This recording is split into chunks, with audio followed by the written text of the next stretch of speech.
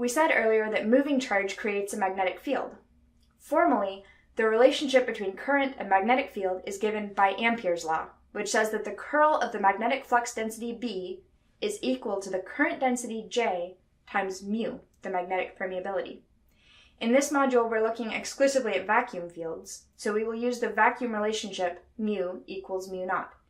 Just keep in mind that if other materials were present, we would have to account for a change in permeability. We'll look at that in more detail in a later module. So going back to Ampere's law, this tells us that anytime you have a current, there will be a corresponding magnetic field. Specifically, there will be a magnetic field that circles the current in a right-handed direction. What that means is if you point your right-hand thumb in the direction of the current flow, your right-hand fingers will curl in the direction of the magnetic field. So if the current is flowing toward you, the magnetic field points in a counterclockwise direction around that current. Or if the current is flowing away from you, the magnetic field points in the clockwise direction. If you have a loop of current flowing like this in the counterclockwise direction, its magnetic field will come up through the middle of the loop and go down around the outside of the loop. Ampere's law can also be stated as an integral. In this case, the integral of the magnetic flux density around a loop is equal to mu times the total current going through that loop.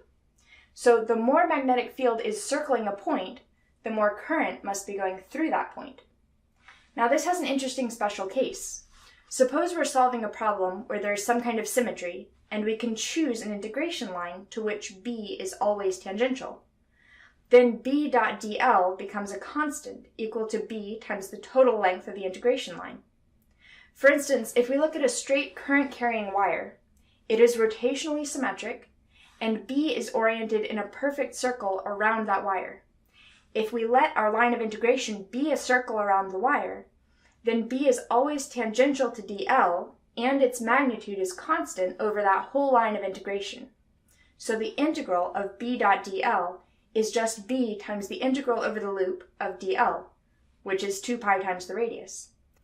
So for the case of a straight current-carrying wire, the magnetic field is given by mu naught times the current I carried by the wire, divided by 2 pi times the radius at which we are observing the field.